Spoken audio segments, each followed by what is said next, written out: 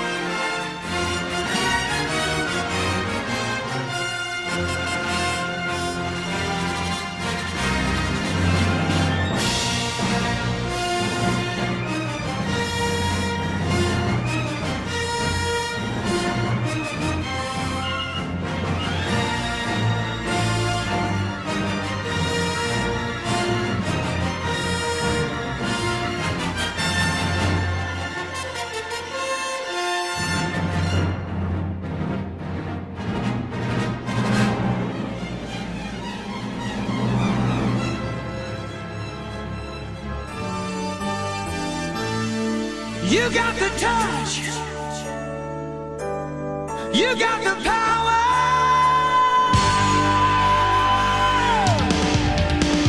Yeah.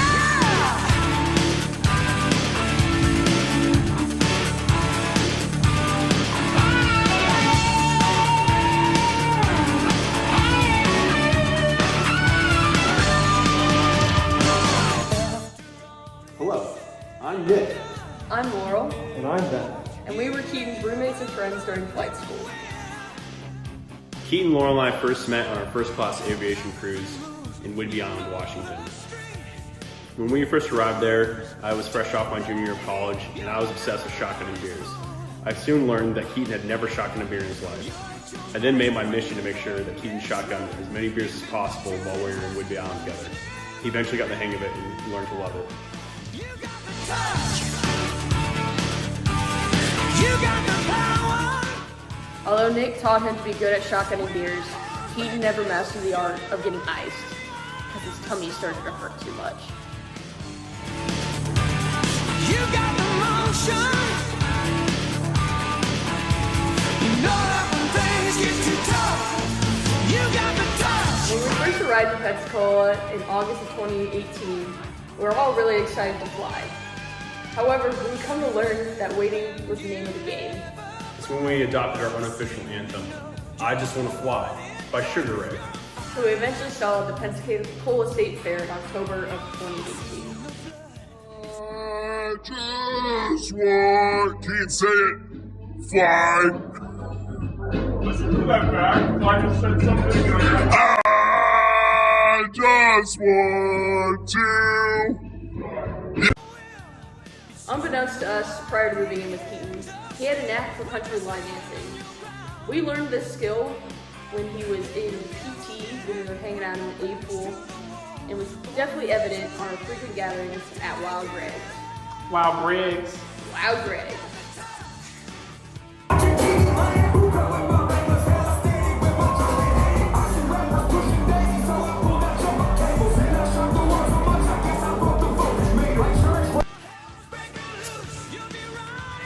I first met Keaton in December of 2018. I'd heard a lot about him, but the real thing was something else. I didn't expect us to become such good friends. You know that when things get too tough, you got the touch. We all enjoyed playing practical jokes on each other, like taping posters to each other's ceilings.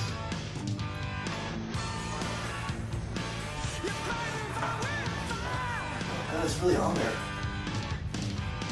What you taking down there, Keaton? Your little gift.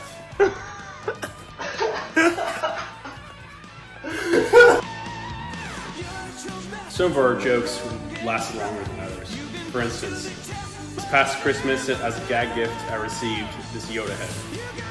And I was sitting in my room with this piece of junk, deciding what I should do with it. I figured I'd play a joke on Keaton. So I took the Yoda head, put some batteries in it, turned it on so it was lighting up, and I hid behind his pillows. A few hours later, I found it behind my pillows. I retaliated by putting it deep in his closet, only to find it in my room a day or two later. At one point, I hid it in the backseat of his car for a couple weeks, and then only for it to show up somewhere in my room. I thought I had him when he was packing up, and I skillfully slid the Yoda head into his helmet bag, but little did I know that he at one point had put it in the back of my trunk, only for me to discover the Saturday after he left. Keaton won.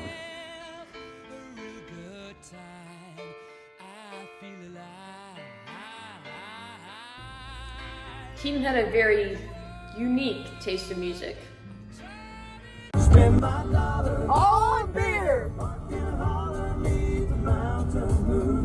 Roll tide. All night.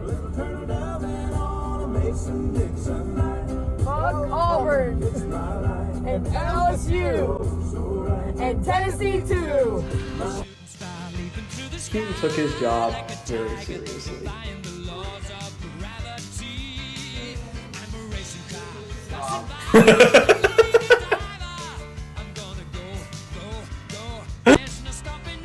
Keaton always found joy in the little things. What? Yeah! Oh God! No! What? No! What was pushed? What was not accepted?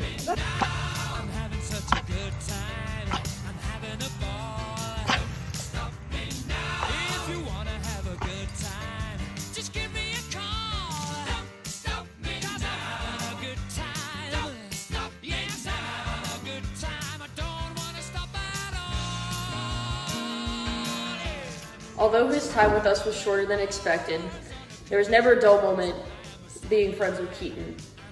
I have countless memories that I will never forget. He was a light in our lives, even though I didn't always see it. He was a good friend, roommate, and overall amazing human being. I will never forget the impact that he made on my life. I love you forever, Fuj. They stay on. So the last thing Keaton and I did together, just the two of us, was about a month before he left. We went to the shooting range, just to have a good time, kind of celebrate that he was getting out of here. And it seemed pretty trivial at the time. It seemed very normal, but now I'll never forget it. He was so happy and excited, and I felt that happiness, joy, excitement from him. We made jokes that we would have never remembered anyway, but I'll just remember feeling happy being with him in that moment. And I'm definitely going to miss him forever. So, wherever you are, Fuj, I love you. They stay on. Living with Keaton was a pleasure. We had countless moments together, just living life to me to count. And he was the brother I was missing growing up.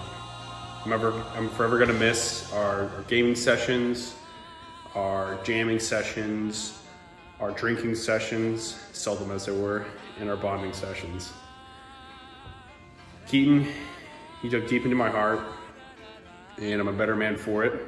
I love you to the moon and back, and I really can't wait to see you again, man.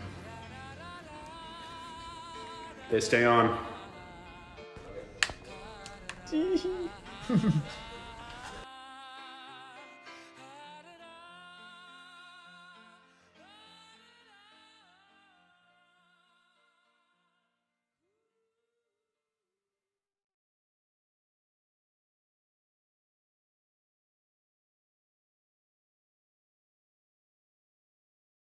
Hi, my name is Grace, and I'm Keaton's girlfriend. I first met Keaton outside a pizza place in August in downtown Milton for our first date. We've been talking on a dating app for a few days, and I was really excited to meet this guy that had the same nerdy interests and terrible sense of humor as me. I know it sounds really corny and kind of cliche, but as soon as I saw him smile at me, I knew that he was the person I was supposed to be with forever. I think I fell in love with him then and there. We ended up ordering some food and was told it was going to be a little while before it was ready, so we walked around, just talking about anything and everything that came to mind, from me and my favorite video games to Keaton's love for guns. I remember he was really excited when I said that I actually liked guns. Apparently one of his favorite things to say when he was talking about me to his friends was, "Grace likes guns." Eventually we remembered we had food and went to go grab it and sat outside at one of the picnic tables by the river, and we ended up eating and talking for what felt like forever. And I was having such a good time, I didn't want it to end, so I invited him to come to my apartment and watch Incredibles 2.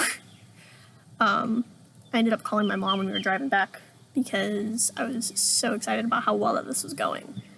I found out later that Keaton did the same thing. He ended up calling his mom for the same reason. After that, we pretty much spent as much time as possible together. Spent most of our time playing video games, talking, studying, whatever we could do in each other's presence. I remember Keaton would always apologize when I came over and he had to study or something like that, but just being around him was enough for me. Spending time with him had made me happier than I had been for a very long time. Sometimes I'd be sitting reading a book or playing a video game or something like that, and he would come up to me and just kind of like wrap himself around me. He called it koalaing. It was one of my favorite things because it was so full of love and care. It felt so safe. After a month or two of us dating, I accidentally told him I loved him. I was walking back outside after leaving his house, and I said, "Okay, bye, love you," and then I freaked out because I'm like, "Oh my god, that's not what I meant to say. What if he doesn't feel the same way back?" So I pretended that I didn't say that. Found out afterwards that a couple months later, I found out that he was actually about to say it back to me before I started freaking out and played it off. A few weeks later, we ended up staying up late playing video games and talking about whatever came to mind, and he got really quiet all of a sudden. I was like, are you okay? What are you thinking about? He ended up asking if he could tell me something. I was like, oh boy, did I do something wrong? What's going on? He's quiet for just a second more, and then he goes, "Grace Schulte, I love you." And I thought I heard him wrong, so I said, "Wait, what?" He ended up repeating himself and was trying to explain. He's like, "You don't have to say it back or anything like that." And I ended up being quiet for a second. I was like, "Yeah, I love you too." After that, everything just became more real, just more. The look in his eyes when he looked at me made everything make sense and everything felt right. For the first time in my life, I had somebody who understood me. I was never uncomfortable around him like I get with most people. Felt like I had known him forever.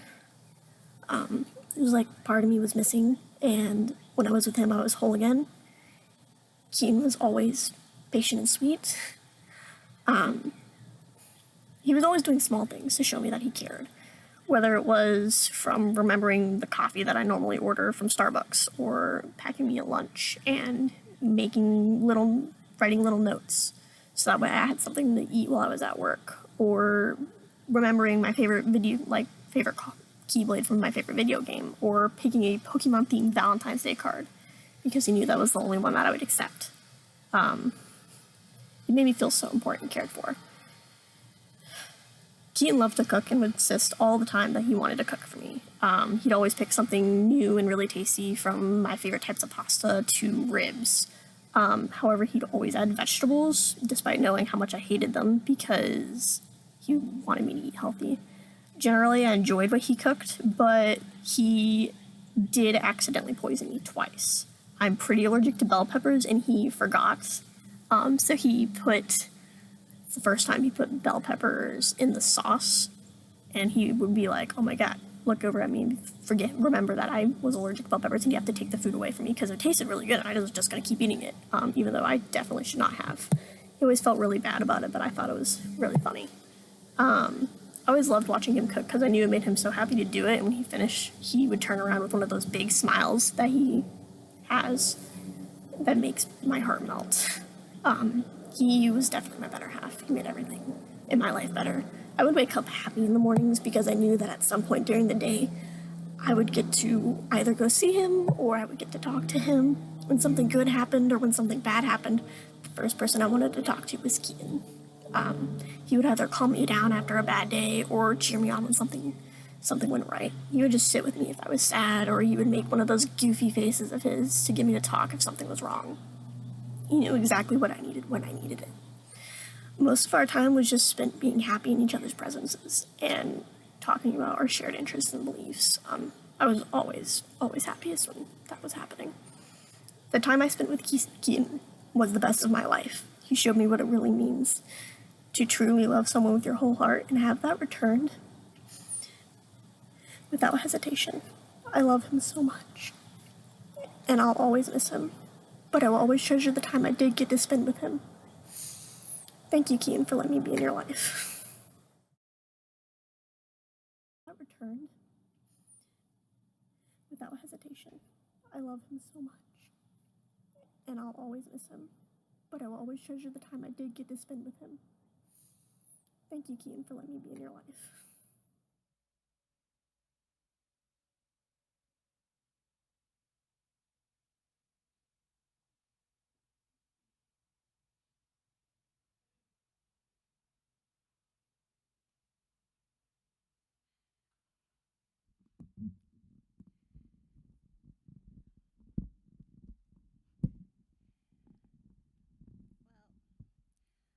I'm probably not going to be as composed as everybody else has been.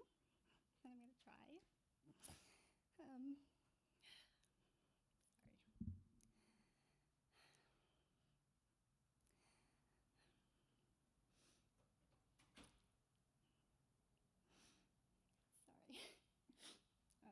Okay. Like all of you, Keaton was very special to me. Keaton made me an aunt for the first time. I was his Aunt Tiem, and he was my keto burrito. When he was born, I lived in North Carolina. There was so much excitement about his arrival, and after a few months of him being born, I began to feel like I was missing out on his life, and I decided to move back home to California.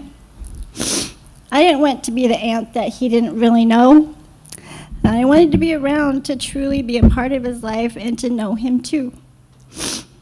This is one of the best decisions that I've ever made. I've loved watching Keaton grow up. I can vividly see him about 4 years old, wearing a red turtleneck, of course, firefighter rain jacket, and his boots. I can still hear him say, "Hey, Auntie M," and tell me something funny with that silly laugh and mischievous grin. Keaton was a quirky kid, and as he got older, he continued to be just who he was. He was smart and funny, dorky and serious, and sweet and silly. He loved Legos and Transformers, cars and planes. I've learned in the last couple of weeks that he also loved a lot of things that don't necessarily go together. He loved Disney music and drum corps. He loved guns and musicals. But that was Keaton. Keaton marched to the beat of his own drum, and he owned it. He was unapologetic about it, and I truly admire that Keaton lived an authentic life, and he was exactly who he wanted to be. Of all the things that Keaton loved, one of the things he didn't love was sports, at least not the ones that involved a ball. When he was about 3 years old, my husband Matt and I went to visit them, and we were leaving. Matt said, "Hey, Keto, catch," and threw a small Nerf football. Keaton stood with his arms stretched out, and the ball came right to him. But somehow his face got in the way, and the ball hit him right in the nose. He burst into tears, and I think that was the last time Matt ever threw a football to him. A few years later, when he was about 7, I was babysitting him. He had Little League practice that afternoon, and I was supposed to drop him off. My only direction from Shirley was, "Keaton will know where to go." We got to this giant park where the practice was, and there was a sea of little boys about the same age gathering with their teams. Keaton and I looked at each other, and I said, well, which team is yours? He goes, I don't know. So we walked around a few times, did a few laps, looking for his team, and he just I don't know where they are. So we finally gave up, and we just decided to go get ice cream instead. I later found out that Keaton really hated baseball, and he tricked me. When I became pregnant for the first time, I asked Keaton what we should name the baby. We didn't know if it was going to be a boy or a girl, so he picked a name for each. Even though the names he picked, I hope nobody's named this, Sheila or Robert, never made it onto our list. I love that even at 10 years old, he gave it serious thought and offered his suggestions. My sister, brother, and I used to get our families together for a weekend of camping in the summer. It's so fun for all of us to be together. On these trips, Keaton absolutely loved roasting marshmallows. But his idea of roasting a marshmallow was to put it on a stick and char the crap out of it until it was just a little inedible black briquette. He would plow through a bag of marshmallows the whole time, laughing his head off. I think part of the fun was that nobody told him to stop. It was just fun for us to see the joy it brought to him. Summer camping was our tradition, and Keaton still came into his teen years. I think one year when he was in college, he came, and he just slept pretty much for the whole time in his tent. He came out to eat and roast marshmallows, but it didn't really matter because we were just happy that he came and we were able to spend a little time with him. As Keaton got older and we went to college, we naturally saw less of him. I'm so thankful that I got to attend his commissioning ceremony in Arizona before he headed to Florida. When the pandemic hit and we were all sheltering in place, I decided to start a weekly bingo game on Zoom with our family. Both Keaton and Kylie showed up on a regular basis. If they weren't working or in class, they were usually there. With all the crap going on in the world this past year, I'm so thankful that we got to spend that time with Keaton, even though it was on Zoom. I saw him more through these calls than I would have without them. I was able to get a glimpse of where he lived and where he worked, his dog, what he ate for dinner, and how he was changing into a real live adult. I loved that he loved his family so much that he made an effort to see us too. There are so many genuine and cool things to say about Keaton that it wasn't hard to think of things to say about him today. Keaton was truly a kind-hearted, special person. But kids and people just don't turn out that way by chance. Luck may have a little to do with it, but Shirley and Michael deserve so much credit at how he turned out. They put in the time. They raised him to be a good person that he was. They instilled in him good values and the importance of family. They taught him that if somebody was nice enough to give you a gift, you say thank you and show appreciation. And even if you don't really like that gift or you already have it, you just say thanks for thinking of me. Hopefully none of you guys got that response if you ever gave him a gift. As our kids grow up, I think all parents hope and wish that their kids will want to spend time with them as adults. Even though Keaton was 2,000 miles away in Florida, had a demanding schedule and an active social life, he still called or texted Shirley and Michael almost every day. Sometimes it was to share some big news, but often it was just to say hi. That's a pretty amazing thing to say about a 24-year-old kid, and a boy too. Even though helping Keaton move from Florida to San Diego meant Shirley and Michael would be zigzagging cross-country on planes, trains, and automobiles, they didn't hesitate to jump in to help. I know how grateful they are that they were able to spend those last few days with him. Shirley and Michael are so proud of Keaton. They swell with pride in both Keaton and Kylie and all that they've accomplished. Shirley calls me off to tell me something about one of them, and we'll start the conversation with, okay, I really have to tell you this because I can't tell anyone else without seeming braggy. But she knows I wanted to hear about it just as much as she wanted to tell me. There's really so much to be proud of. Keto Burrito, I love you so much, and I miss you so much already. I'll keep hearing you in my head saying, hey, MTM. I'll think of you whenever I see a souped-up Subaru, and I'll smile when I hear Disney music. Fly high, fly forever. I'm so proud of you. I love you. You're always in my heart, MTM.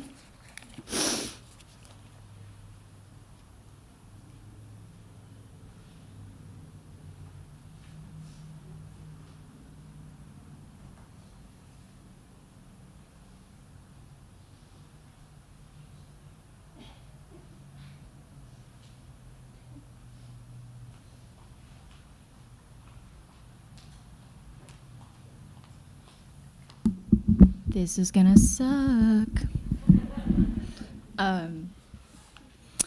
Hi, for those who don't know, which I don't know why you wouldn't, my name is Kylie. I'm Keaton's sister and unanimously agreed to be the cooler sibling.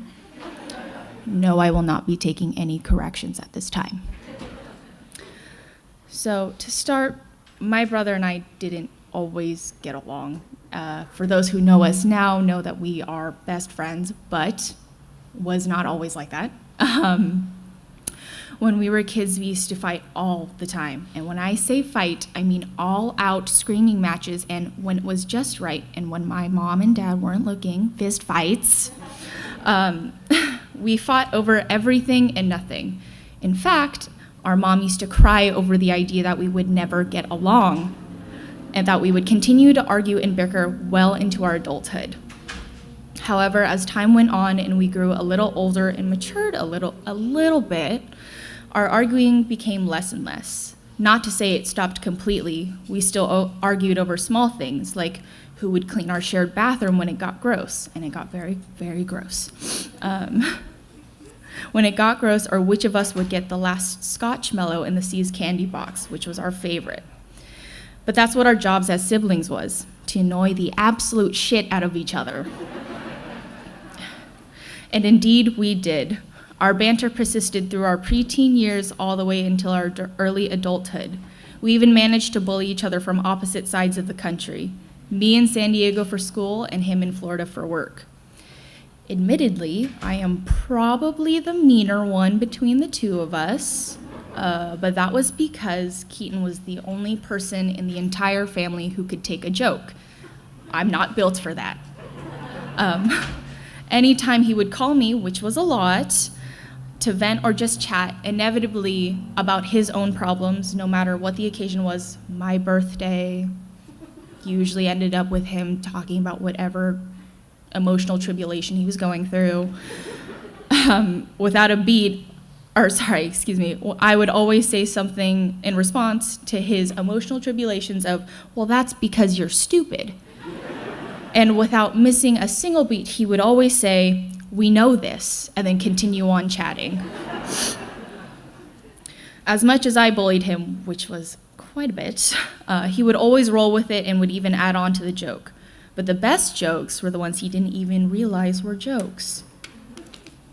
You see, to most of you, Keaton was maybe a loyal friend or maybe a promising pilot.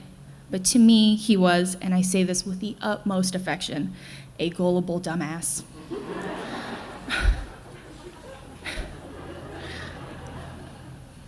You could tell my brother almost anything, and as long as you didn't flinch when you said it, he would believe you. And you could even get away with a little chuckle or a little grin. As long as he didn't see it, you were good. When I realized this about my brother, I took full advantage of it, as any younger sister would. And also, like all good younger sisters do, my first joke, I first tried to convince Keaton he had been adopted. He said he never believed me, but I could tell by the look in his eyes that there was a brief moment when he did. Just a little bit of doubt. And when that didn't work, I would move on to more harmless fibs, ones that were a tad ridiculous, but still in the realm of believability. I told him many things, most of which I had forgotten about, like telling him the tiny display tents at REI were cat tents, which I had completely forgotten about until 2 weeks ago.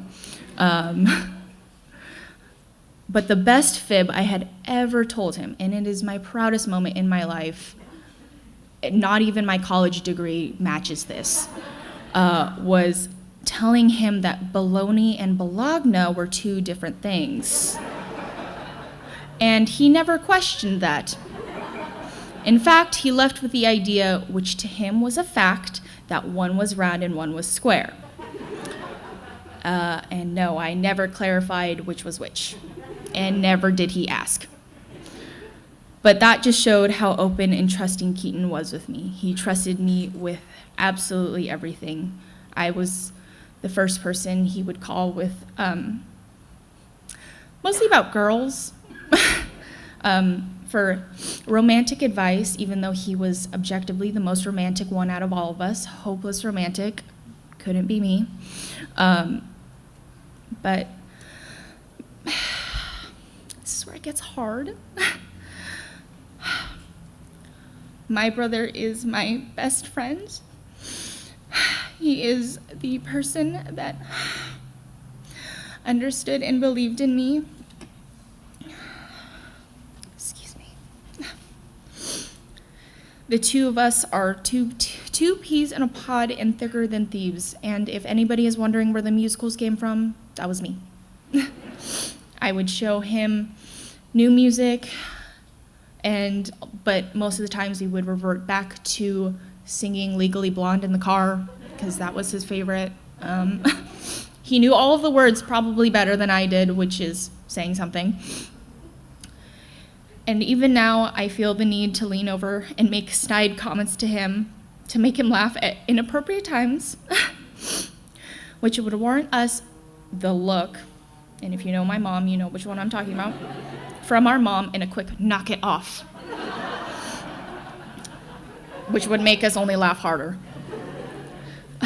My parents always told us that there's only one other person in the entire world who knows exactly how you were shaped and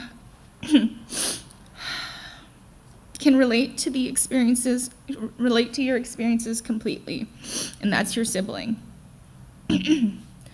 Your sibling is the only person who you can turn to and say, you know how dad is, or mom is being mom today.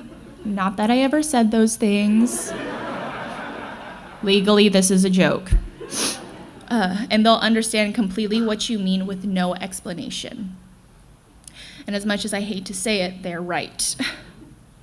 My brother was the person I told everything to, and I was the same for him. I even told every man I had ever dated that whatever was happening in our relationship, good or bad, my brother would know every piece of it. This was almost never well received. But I didn't care because I didn't keep things from my brother. From shit-talking people we didn't like, not naming names, to reminiscing on old memories that everyone who knew us knew too, and to secrets not even our parents would ever find out, which, to be fair, I don't think they'd want to know them anyway. I could tell my brother absolutely everything with only slight judgment, because as any good big brother, he would only want me to make the right choices for myself. And I admittedly didn't always do that. But he never held it against me.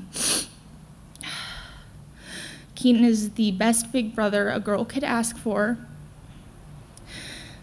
And he's helped set the precedent for any and all men who came into my life by being such an open and honest and loyal person. Not all siblings are so fortunate to even get along with each other, or even like each other. But I was lucky enough to have my brother as a best friend and role model. I am so thankful for everything Keaton has given me and taught me. One day I'll be able to tell my kids about their crazy uncle who flew Navy helicopters, drank good whiskeys, sang along to musicals at the top of his lungs, danced rather stiffly, and drove loud cars. And hopefully they'll be able to understand the importance of having a sibling not just as family, but as a friend. But until then, Keaton had better be ready for when I get to where he is, because first, I'm going to beat his ass. Second, we'll have a lot of catching up and shit talking to do.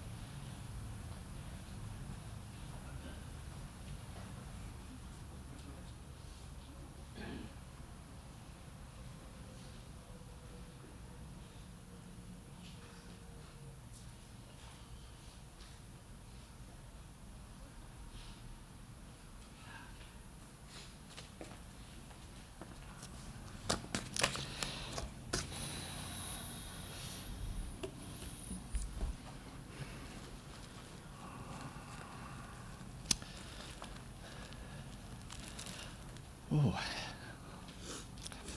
All right. As everyone has spoken, you've heard a lot of the things about Keaton and the way he's been. So you're going to understand some of the themes of the way he is, and there's going to be some overlap. But I'm going to have my perspective on it. I have so many wonderful memories of Keaton. And we wanted to be able to give everyone a better feel of who Keaton was. And I'm going to tell you some moments we experienced together to hopefully give you a better insight of who Keaton was. As I thought about this, unfortunately for Keaton, the stuff I recalled made me laugh at his expense. But it's okay. He would have laughed right along with me. That's one of the things I loved about him. He owned his actions and who he was. And like on one Christmas, when he was obviously pretty young, he was determined to catch Santa Claus in the act of delivering presents. So we had to figure out a way to do this. To appease him, I told him we had a motion-activated video camera. So Keaton put out the milk and cookies to set the trap and went to bed very excited. And guess what? Christmas morning, we did catch a video of Santa. And from then on, Keaton knew, I think into his teens, that Santa did exist. He would always make me laugh when I least expected it. Hopefully I can get this to translate the way it was there. This might be one of those ones you had to be there. We'll see. The family was doing the tourist thing, visiting the Space Needle in Seattle. We did the normal stuff, found the landmarks, went outside and froze our butts off.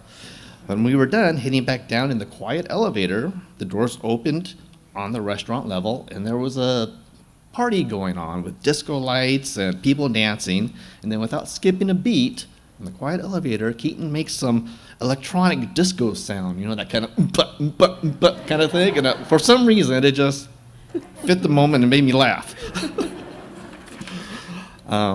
You know what else is funny? Farts. You could always tell when to move away from Keaton. He would get this guilty snicker on his face whenever he farted. But you would have to be on your toes and move fast, because if he had that guilty look, it was already on his way toward you. Even then, even in that situation, he's wearing his emotions on his sleeve. He couldn't hide anything. If you've ever been around Keaton for any length of time and witnessed him taking a nap, you know what I'm talking about. He is a very, not to understate, a very heavy sleeper, to say the least. Mom and Dad bought a new bunk bed for their son's 7th birthday and wanted to surprise him with it. So how better to surprise him than for him to wake up in a new bed? It must have been Shirley's idea, because I would never do this. After Keaton fell asleep, we picked up his mattress with him still on it, put it to the side of the room, so we could disassemble the old bed and construct and put together the new bunk bed. But the best part was we got to pick him up, still on the mattress, up over our heads and slide him onto the bunk bed. Where we put the guardrail up just in case, But his face when he woke up was totally worth it. I guess the things I enjoyed the most was sharing with Keaton, or Keaton sharing with me. I loved it when he would call and ask how to do something, from just home maintenance or how to make ginger beef, and they get the follow-up. Like, was it a success or just meh? Some of you might already know this, and in fact you do, because you've already heard this a few times. But I kind of beg to differ with Kylie a little bit, because I think it originated with me. That Keaton enjoyed Broadway shows and the music that goes along with it. I'm going to expose myself a little and proudly say I shared that love of music with Keaton, and it's something we enjoy together with the family. With that being said, it's an example of what a wide range Keaton had. A naval aviator willing to defend his country, but in his off time he might be singing along to Legally Blonde at the top of his lungs and owning it. One of the first things we shared together was doing martial arts. Keaton started taking Taekwondo lessons at the age of 5. Kylie also did at the age of 5, 3 years later. So after watching the kids for a few years, I decided I want to take lessons with them, at least while I could still kick their butts, I was able to spend a lot of time watching Keaton grow and see him to teach and help other students. He learned good values and developed a great work ethic and earned his second-degree black belt at the age of 14. The other day, I was going through some stuff in storage and came across a couple of old Father's Day cards from Keaton that was thanking me more than once for helping him with his karate. Oops.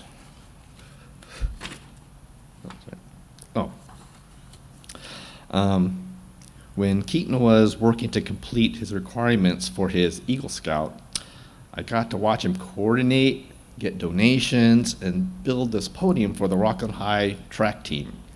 He recognized a problem at the track meets when he saw the Del Oro Awards podium being used at Rockland home track meets. That wouldn't do. So if you look underneath the podium that's there, you can see where he signed it. Keaton was always a rule follower.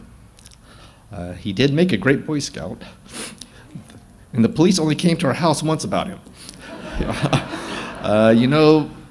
They can find you where you live if they see your license plate number. So don't get too excited. He didn't do anything wrong. He was not breaking any laws or anything. Let's just say that hopeless romantic side of him, Keaton made him stay out a little bit later than he should have been. Sharing experiences together got even more fun when he was of the legal drinking age. Many of you know I kind of have an interest in whiskey. I like exploring and trying new things. And then Keaton began sharing that interest with me, so it was fun. We would talk about things we've tried or make suggestions to each other, and we had a good time sharing those things. But I'm not really sure if he enjoyed it or he just did it because I liked it. So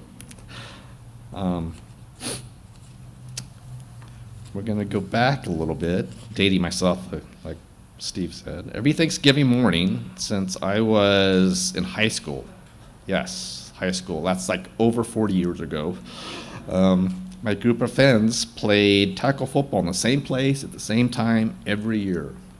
We would always joke about someday we'd be playing football with our kids. Well, we aren't joking anymore. Every year when Keaton came home for Thanksgiving, he would look forward to play football with everyone. He would say, "Hey, Dad, are we going to go play football?" Yep, we're going to go play football. Probably, he wanted to play it probably because he just wanted to give me a good hit without any repercussions. But he loved that because he understood and appreciated the value of good friends and family and togetherness. Outside of Broadway musicals, we did share some manly stuff. He loved cars, especially Subarus, specifically the WRX. The little loud, sporty ones, and modified exhaust. You hear them going down the road. Yeah, you know. We could hear him, yeah, he owned one of those. There was no sneaking home for him. We could hear him coming down the block, like three blocks away. And I apologize to the neighbors again. But I did learn the distinctive WRX sound they have. I think that sound was the car breaking down. We had a lot of discussions on how to fix this car. Once you start touching those things, they don't really work as well. But every time I hear that distinctive exhaust note, I say, Subaru, just like he used to, and I just think of him. Keaton also loved flying helicopters in the Navy. He wouldn't have had to work a day in his life because he was having so much fun. I enjoyed asking him questions about how the helicopter worked and getting to the science of it, and that's when we would lose Mom. It was interesting to hear how a flight went and what he was learning and why he was learning it. I got to share his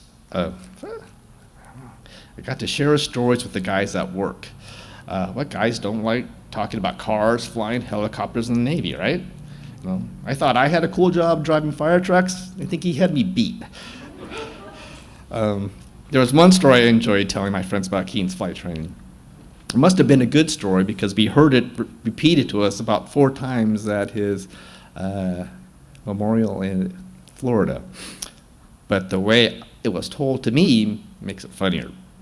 Keaton would usually tell us what his next training flight would be the day before. On this instance, he was learning to carry a tethered load below the helicopter, basically a 100-pound block of concrete tethered to the bottom of the aircraft. So after his flight, I get a call from Keaton to update me on how the flight went. I asked, well, how'd it go? His response, I dropped my load. Of course, I paused because I didn't know if it was a good thing or a bad thing. Apparently, in this case, it was a bad thing. He accidentally pushed the wrong button and sent a 100-pound block of concrete hurtling to the ground from 300 feet in the air. He then explained, luckily, he dropped it in a clearing and not the forest. He was able to land and retrieve his load. But it got even better. When we were in Florida, we met the instructor on this flight with Keaton. So we talked to him and got a little bit more story from him. He told us how Keaton reacted. The instructor said he felt a little bump and thought, oh, I wonder what that was. And then Keaton calmly stated to the instructor, sir, you have the controls. The instructor replied he had control of the aircraft and then looked over at Keaton, who was repeatedly hitting himself on the head. I mean, that's why they call it training, right? So with all this goofy stuff I'm telling you about Keaton, it always impressed me how knowledgeable he was on current events. He always seemed to read up and know things that were going on in the world. We would hear something on the world or national news and be able to ask Keaton to clarify what was going on. And he usually was able to give us some explanation and definitely give his uninformed parents his thoughts on the subject. If you ever had a conversation with Keaton, you may have noticed he is pretty conservative. Our 2 kids are on opposite ends of the spectrum. Keaton is very conservative. Kylie is not. Shirley and I often ask each other, how did these kids grow up under the same roof? They are just, in spite of their different viewpoints, though, the 2 of them grew up to be best friends. Coming full circle to one of my most recent fond moments with Keaton. This last Christmas, he was able to get leave, and he and Kylie both came to Washington to spend Christmas together with us as a family. Last year, we had some pine trees cut down, and we were left with some 16-inch long rounds for firewood. But these little stumps of wood still needed to be split. I got to spend quality time with Keaton, showing him how to split these rounds.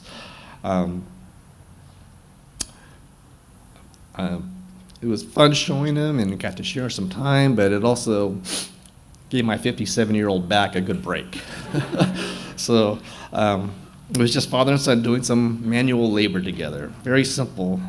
But we went out the next day, and we come home the next day.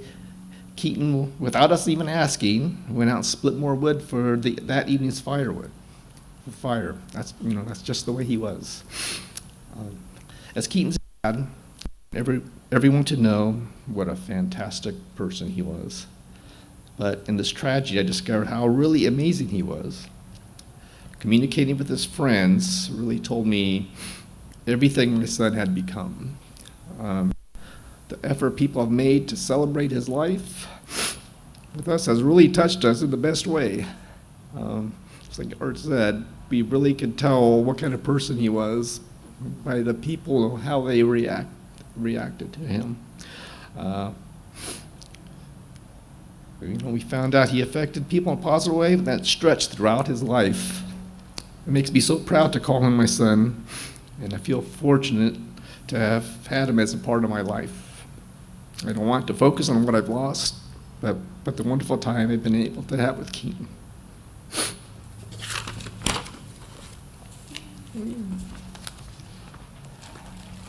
Sit back, people. I got a lot to say.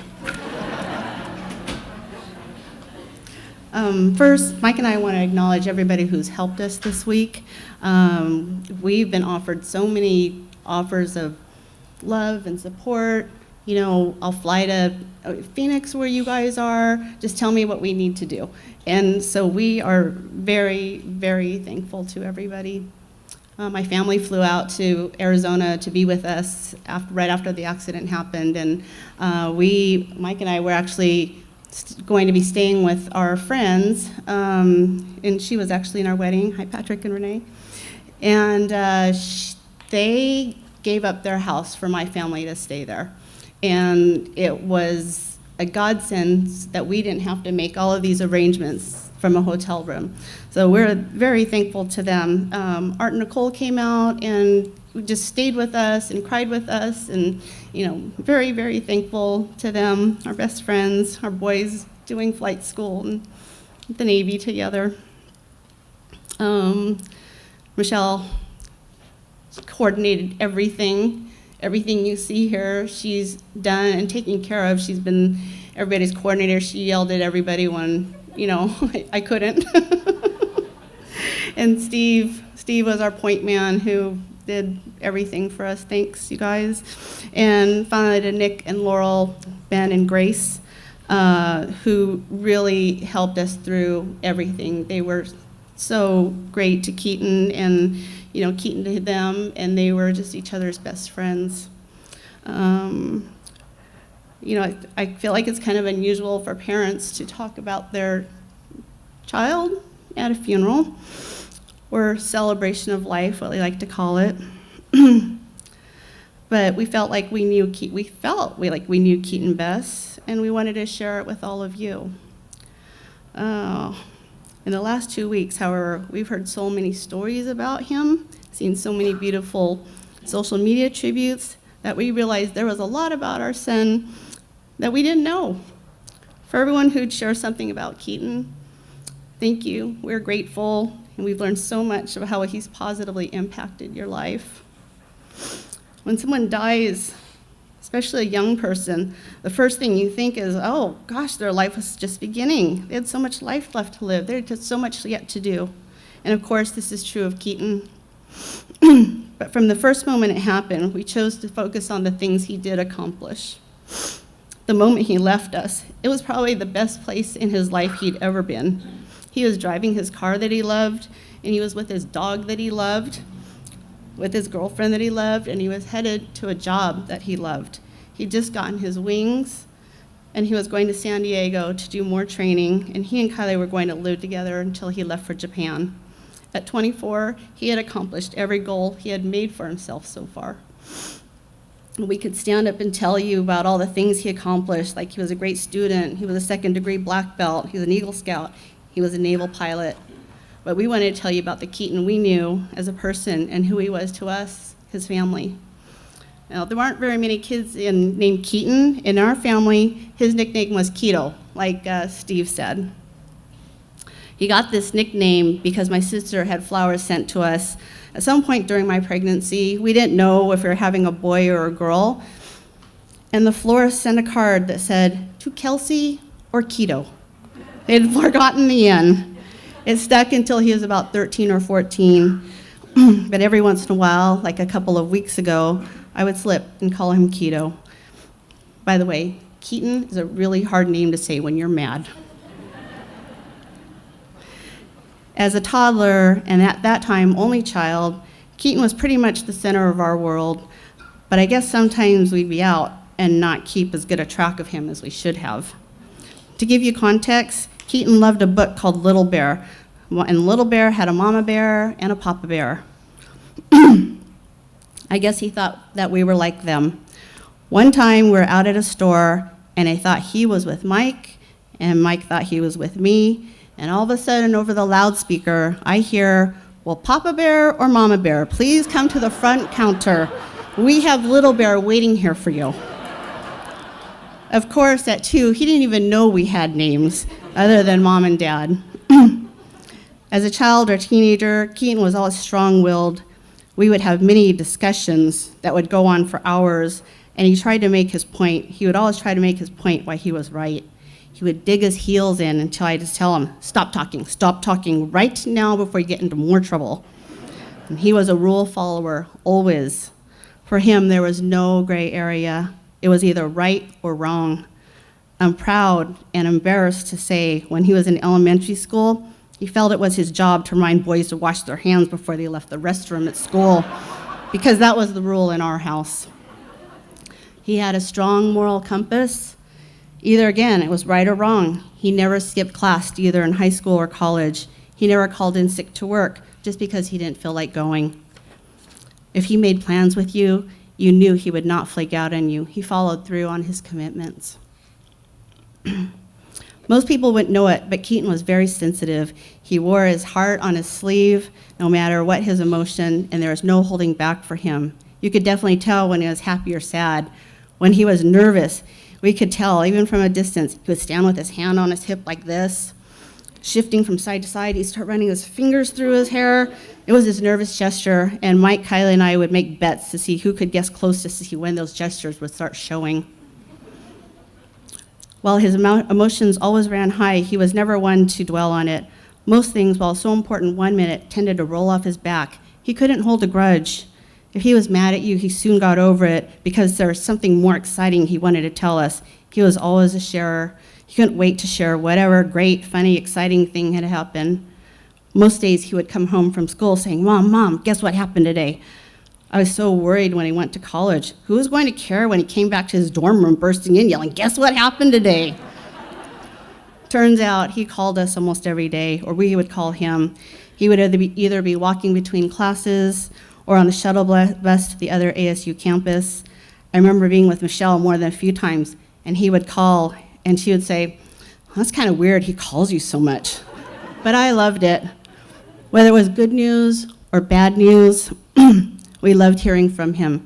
Even when he was in Pensacola and Milton, we still got the calls that usually started with, so, funny story, or how do you ... He was very trusting. It usually didn't occur to him that someone would lie to him. It made him a little gullible, for which his family sometimes took advantage of. I think most of you heard the cat tent story Kylie and Laurel told, and the baloney story. Well, my story is he was arguing with me about something, and he kept going like this with his hands to try to make his point. And I told him, you better stop doing that, or I'm going to cut your arms off.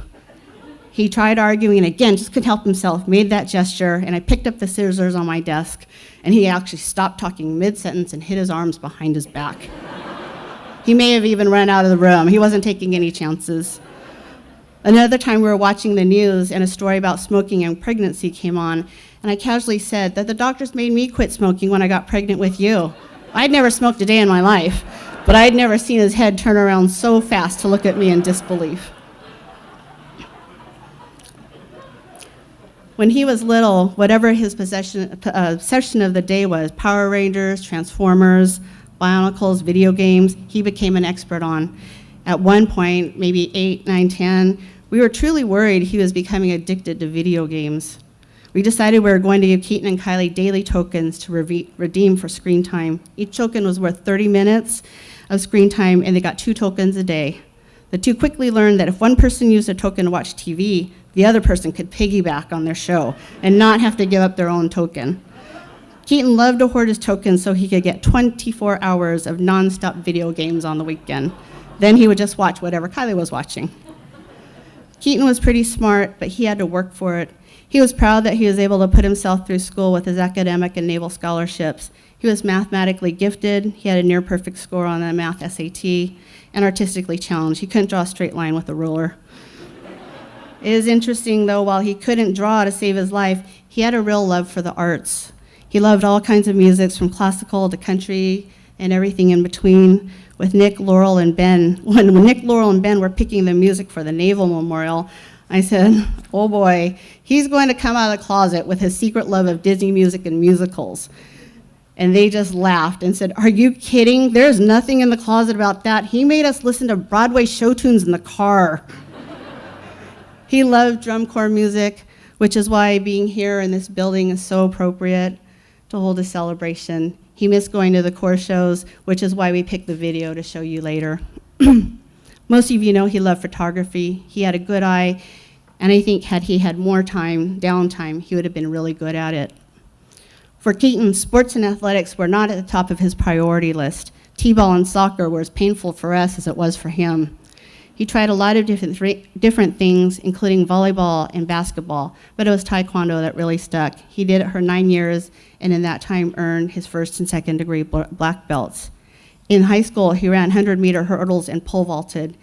In one of our prouder parenting moments, Keaton was running a longer race than normal, maybe 200-meter hurdles, I don't remember.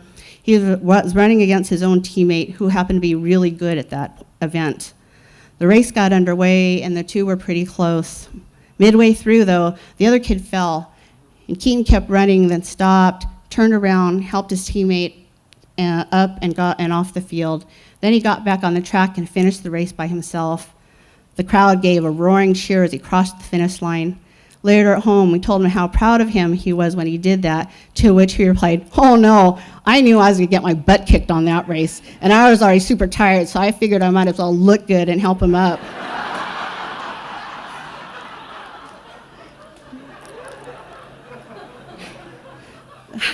Keaton's other curricular activity he did was JROTC. He didn't start until his junior year, but from that moment on, he loved it. He loved the order of it, the expectations of it, the whole thing. He had great instructors in Colonel Fernandez and Sergeant Barber. They were truly instrumental in the path in which he chose. When it was time to apply for college, he only applied to colleges with strong ROTC and engineering programs. He got into SDSU, his dream school, and UW, my dream school. But in the end, he chose ASU. He loved the campus, and in being ever practical, knew he could get out in 4 years. He ended up loving living in Arizona so much that it was his plan to move back after his Navy obligation was fulfilled.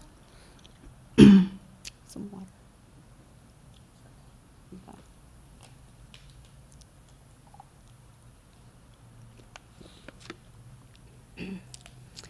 It's been 7 years since he lived with us, and it's been difficult to be so far away.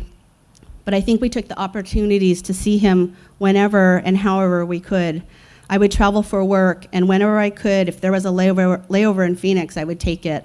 Keaton would come out to the airport, and we'd either go get a bite to eat, or sometimes just eat at the airport, and a couple times I was only there long enough for a visit in the terminal before I had to leave again. My big trip with just the two of us was when I had to go to Atlanta in the summer for work. I decided to take a side trip to Florida on the way home, and Keaton and I spent 2 wonderful days in Seaside, Florida. I'd rented beach chairs and bikes for us for our one day at the beach. We got to the beach at about 10 and plopped ourselves down. After a couple hours, I asked him if we should go get the bikes, and we decided to wait a bit and get lunch instead. We found a little place that had lobster rolls and daiquiris and brought them back to our beach chairs. A couple hours later, I asked him again about the bikes, and he said, maybe after his nap. Needless to say, I canceled the bikes, and we never left those beach chairs all day. We didn't leave the beach until dinner. We ate at a beachfront restaurant.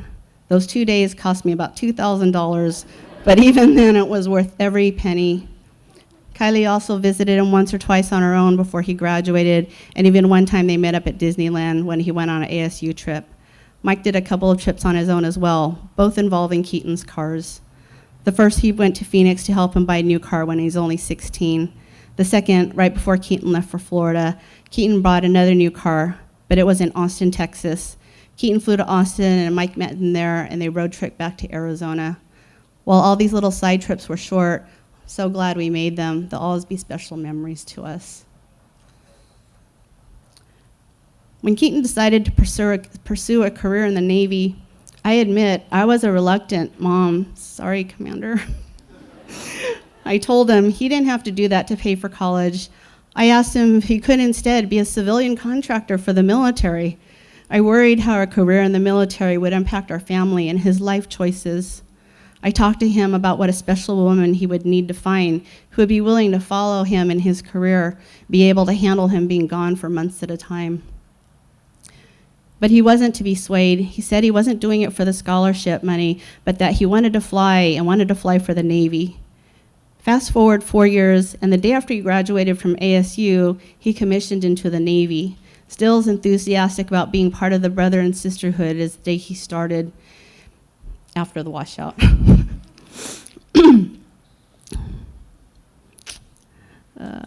In that commissioning ceremony, I remember sitting in the audience, of course full of pride, but also just feeling oh so bittersweet. I looked around at all those proud parents and family as the newly commissioned officers took their oath to support and defend their country, and they all seemed to be smiling and happy. I, on the other hand, was proud of Keaton's accomplishments, was trying so hard to hold back tears that my little boy was no longer my little boy. My little boy was the one who loved Pokemon and Transformers, who held my hand far longer than most sons would. He was the boy who didn't know how to whisper and always talk in a normal speaking voice. The one who loved his family and grandparents, aunts, uncles, and cousins, and his friends. The one who was a terrible liar, hated Ferris wheels, and was scared of the pink elephants in Dumbo. He was the one, when he was 2, who drank out of a cup with a discarded drink he found on the floor at Target.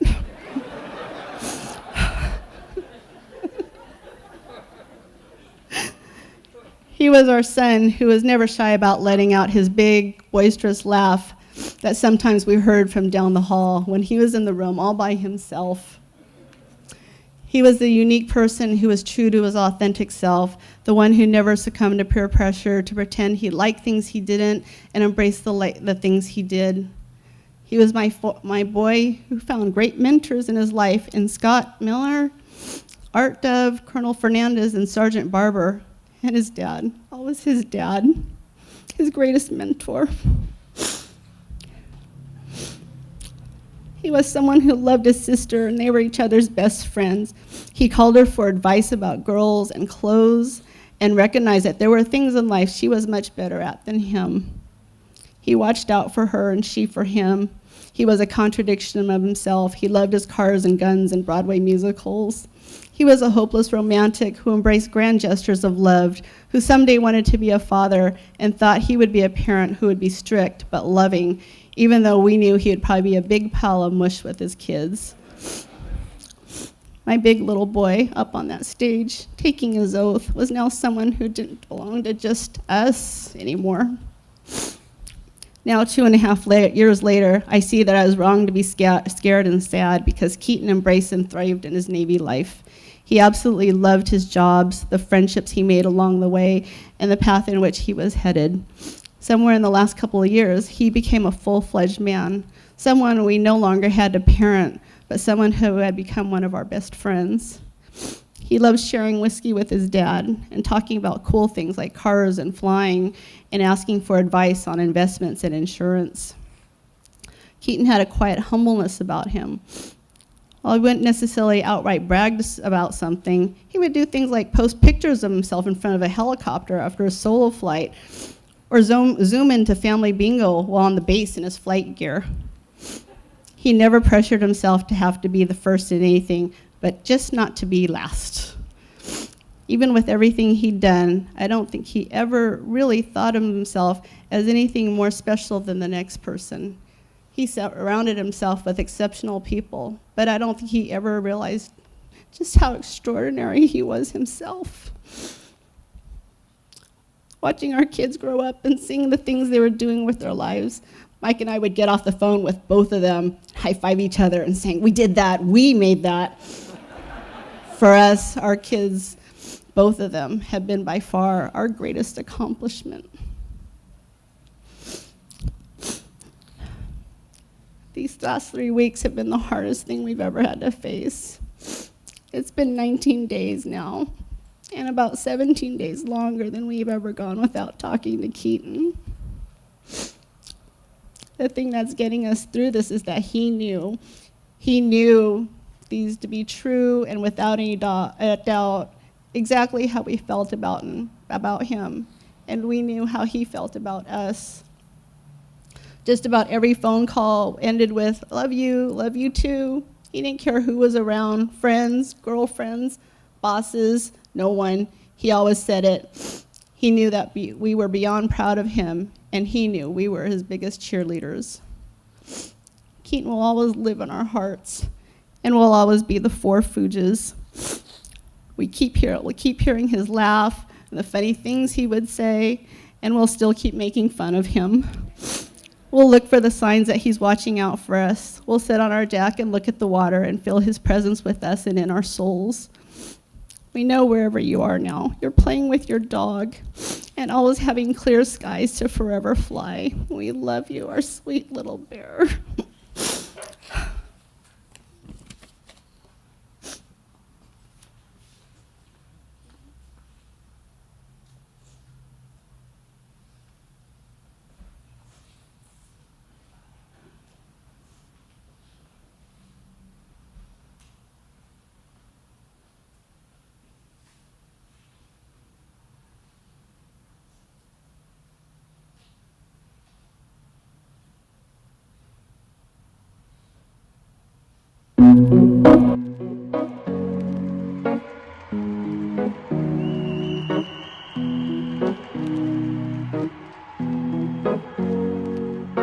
Here's to the ones that we got.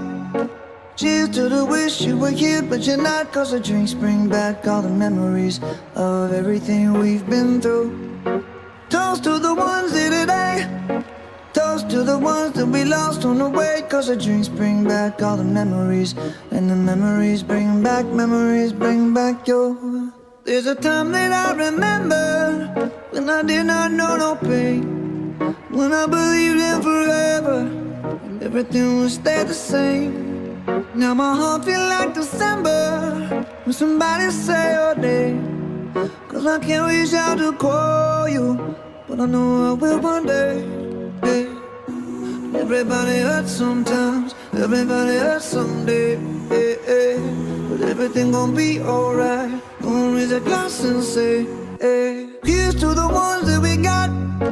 Cheers to the wish you were here, but you're not. 'Cause the dreams bring back all the memories of everything we've been through. Toast to the ones here today. Toast to the ones that we lost on the way. 'Cause the drinks bring back all the memories, and the memories bring back your. Memories bring back your.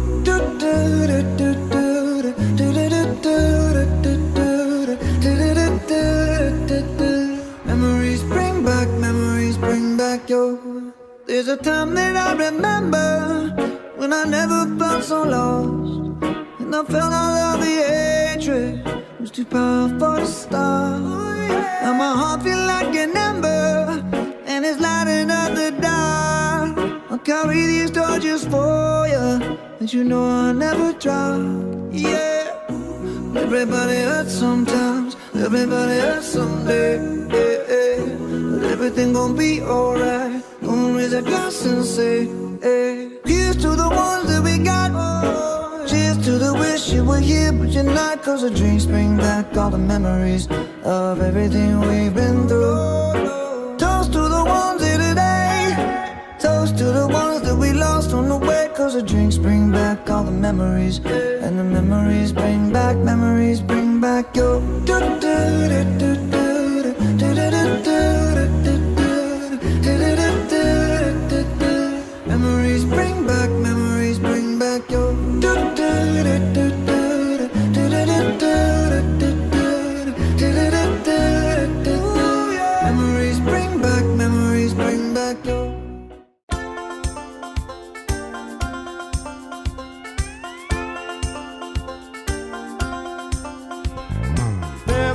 place I'd rather be.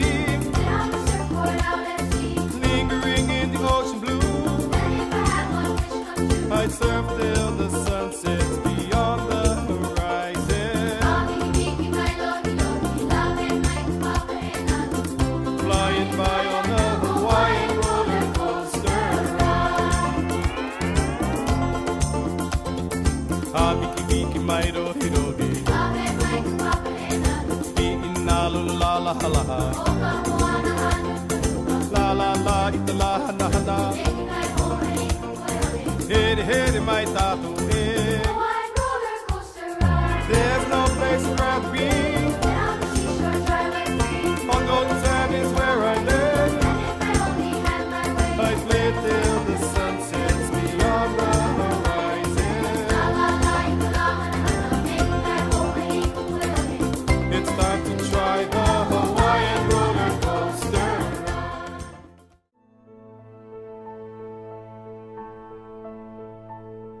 I have often dreamed of a far-off place where a great warm welcome will be waiting for me, where the crowds will cheer when they see my face, and a voice keeps saying, this is where I'm meant to be. I will find my way, I can go the distance, I'll be there someday. If I can be strong, I know every mile will be worth my while. I would go most anywhere to feel like I belong. Hakuna Matata. What a wonderful phrase. Hakuna Matata. Ain't no passing craze.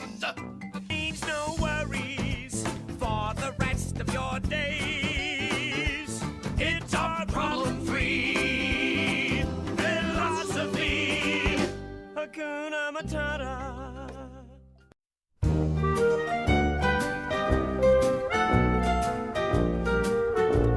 Let's get in. Go. Yeah. Oh my God. No, I didn't want to shoot up that. I wanted to drink it. You've got a friend in me. When the road looks rough ahead and you're miles and miles from your nice warm bed, you just remember what your old past said. Boy, you got a friend in me. Yeah, you've got a friend in me.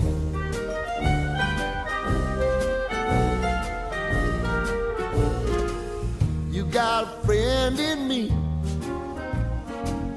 You got a friend in me.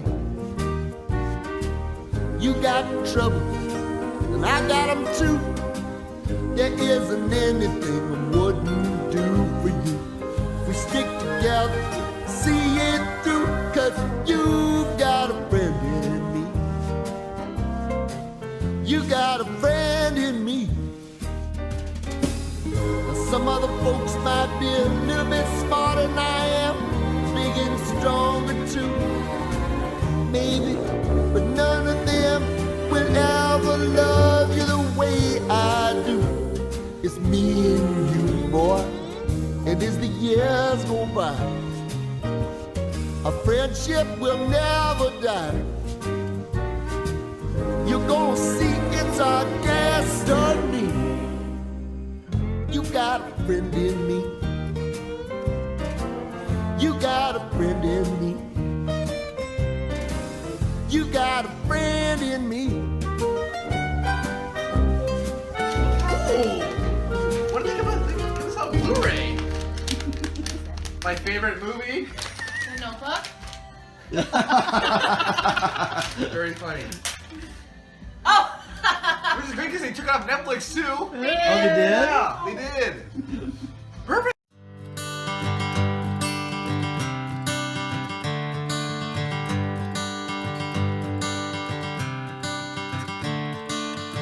Another turning point, a fork stuck in the road. Time grabs you by the wrist, directs you where to go. So make the best of this test and don't ask why. It's not a question but a lesson learned in time. It's something unpredictable, but in the end is right. I hope you had the time of your life.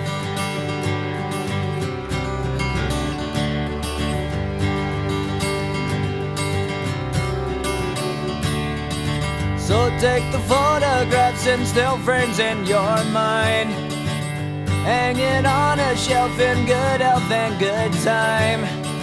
Tattoos and memories and dead skin on trial. For what it's worth, it was worth all the while. It's something unpredictable, but in the end is right. I hope you had the time of your life.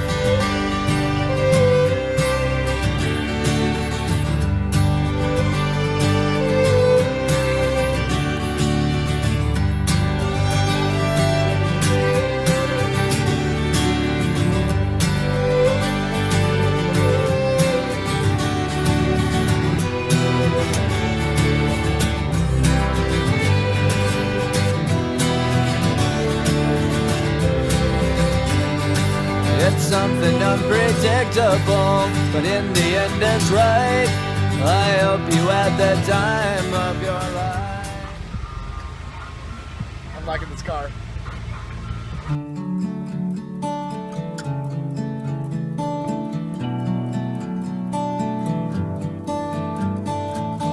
So lately, been wondering who will be there to take my place when I'm gone. You'll need love to light the shadows on your face. If a great wave shall fall and fall upon us all, then between the sand and stone, could you make it on your own? If I could, then I would. I'll go wherever you will go, way up high or down low. I'll go wherever you will go, and maybe I'll find out a way to make it back someday, to want you, to guide you through the darkest of your days. If a great wave shall fall and fall upon us all, well, then I hope there's someone out there who can bring me back to you. If I could, then I would. I'll go wherever you will go, way up high or down low. I'll go wherever you will go. Run away with my heart, run away with my hope, run away with my love. I know now just quite how my life and love might still go on. In your heart, in your mind, I'll stay with you for all time. If I could, then I would. I'll go wherever you will go, way up high or down low. I'll go wherever you will go. If I could turn back time, I'll go wherever you will go. If I could make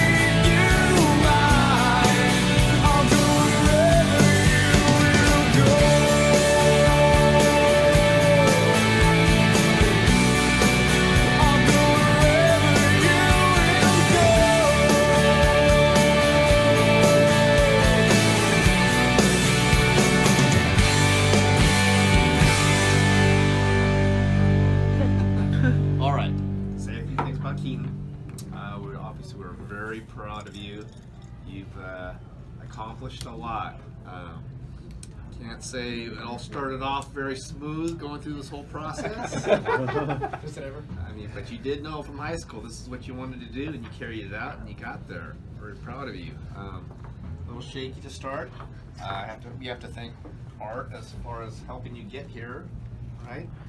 We started off kind of like almost kind of dropped out, right? Yeah, I'm so glad you you went through the mentioned that, process, Joe. and they were trying to weed you out, and they almost weeded you out. But a little conversation, a little perspective. You got your head back on straight, and you sucked it up and said, "Hey, this is what I want to do." You went in there, you swallowed your ego, and said, "I made a mistake. I'm gonna come back. I want to do this." They saw that, and I think they made a very wise choice. You're going to make an excellent naval officer, I think. Hopefully, with our guidance and everybody, everyone around you is all involved in this. They're all here to support you. So we're very proud of you. And raise my glass. Congratulations. As a naval officer. Yay! So say thank you everyone for coming. I appreciate it so much, especially to my friends who've made the effort to come out, all my family and friends that flew out from home. It was nice to have some friends there. All my friends were like, "Oh yeah, I can't go. Sorry, I got work now." But I mean, yeah, it was long, hard 4 years. Lots of times where I was like, "Why am I here?" But now I see. I mean, it was all worth it, and I'm glad that everyone came. Thank you so much.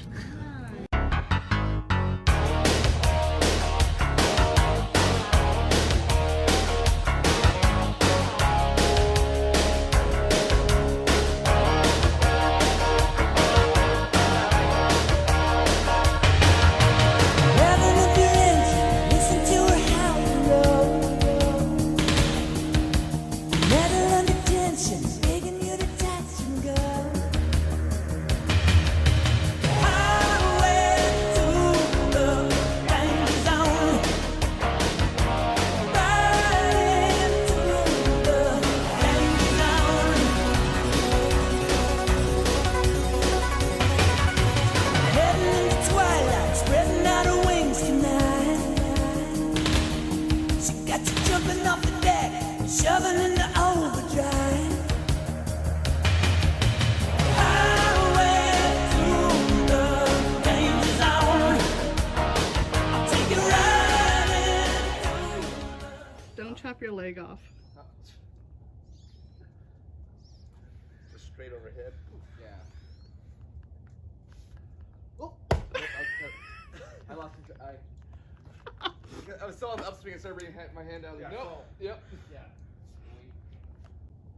Right hander or left hander? Over. There you go. Up. So back. I will remember you. Will you remember me?